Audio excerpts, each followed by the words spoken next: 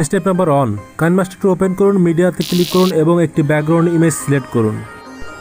Step number 2, layer অপশনটিতে click করুন, এখান থেকে টেক্সট অপশনটিতে সিলেক্ট করুন এবং টেক্সট অপশনটিতে সিলেক্ট করার পর এখানে আপনার প্রয়োজনীয় যে লেখাটি থাকবে সেটি এখানে লিখুন। আমি লিখলাম আমার সোনার Bangla. Step number 3, font change করার জন্য আপনি ফন্ট অপশনে টাচ করুন, এখান থেকে যাবেন ল্যাটিন অপশনে। ল্যাটিন অপশন থেকে আপনার পছন্দের যে ফন্টটি থাকবে সেটি সিলেক্ট করুন। আমি এখান থেকে ভিভেন সিলেক্ট করলাম। প্রতি শনিবার এবং মঙ্গলবার যদি আপনি এই ধরনের ইউটিউব রিলেটেড টিউটোরিয়াল এবং অনলাইন টেকনোলজি রিলেটেড টিউটোরিয়াল পেতে চান, এখনই আমার চ্যানেলটি সাবস্ক্রাইব করুন, পাশে থাকা বেল আইকনটিতে অন করে অলে ক্লিক করুন।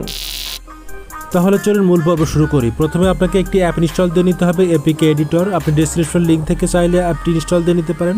আমি অ্যাপটি ইনস্টল দেওয়ার পরে অ্যাপটি ওপেন করলাম। ওপেন করার পর এখানে দেখতে পাবেন সিলেক্ট অ্যাপ ফ্রম অ্যাপ, এই অপশনটা একবার টাচ করবেন। এই অপশনটিতে টাচ করার পরে আপনি এখান থেকে কাইনমাস্টার সফটওয়্যারটি খুঁজে বের করবেন এবং কাইনমাস্টার সফটওয়্যার খুঁজে বের করে সফটওয়্যারটিতে একবার টাচ করবেন।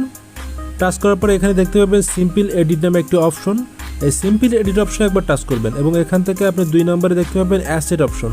অ্যাসেট অপশনে টাচ করার পর এখান থেকে আপনার প্রয়োজনীয় যে ফন্ট সেগুলো দেখতে পাবেন, যেগুলো চেঞ্জ করতে হবে। এখানে দেখতে পাচ্ছেন ভিভান এবং এখানে দেখতে পাচ্ছেন ক্রিমস্টার এবং নিচে কিন্তু আরও অনেকগুলো ফন্ট রয়েছে যেগুলো আপনি চাইলে চেঞ্জ করতে পারেন। তো এখান থেকে আমি ফার্স্ট অপশনটি চেঞ্জ করব। নিচে দেখুন আরও অনেক ফন্ট রয়েছে, ভিভান অপশনে একবার টাচ করব।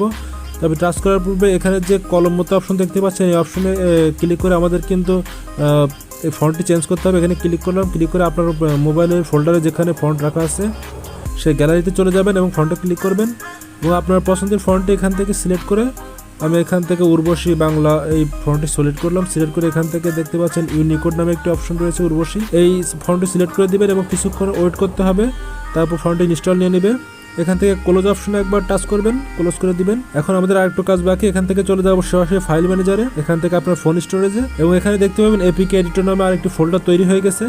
এই যে দেখতে পাচ্ছেন এপিকে এডিটর, এখানে ক্লিক করার পর টিএমপি নামে একটি ফোল্ডার পাবেন।